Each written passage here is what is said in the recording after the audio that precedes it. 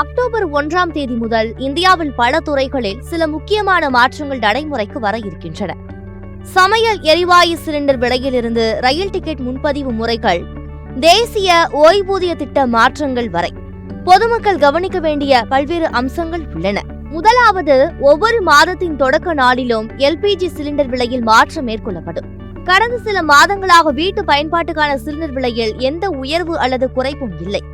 எனவே அக்டோபர் 1ஆம் தேதி விலை உயர்ந்தாலும் குறைந்தாலும் அது குடும்ப செலவு திட்டத்தில் தாக்கத்தை ஏற்படுத்தக்கூடும். அதேபோல் ரயில் டிக்கெட் முன்பதிவில் மோசடிகளை தடுக்க இந்திய ரயில்வே புதிய நடைமுறையை கொண்டு வந்துள்ளது. அக்டோபர் 1 முதல் IRCTC இணையதளம் மற்றும் செயலியில் நடைபெறும் பொதுப்பதிவு தொடங்கிய முதலாவது 15 நிமிடங்களில் ஆதார் சரிபார்ப்பு செய்யப்பட்ட பயனர்களுக்கே டிக்கெட் முன்பதிவு செய்ய அனுமதி வழங்கப்படும்.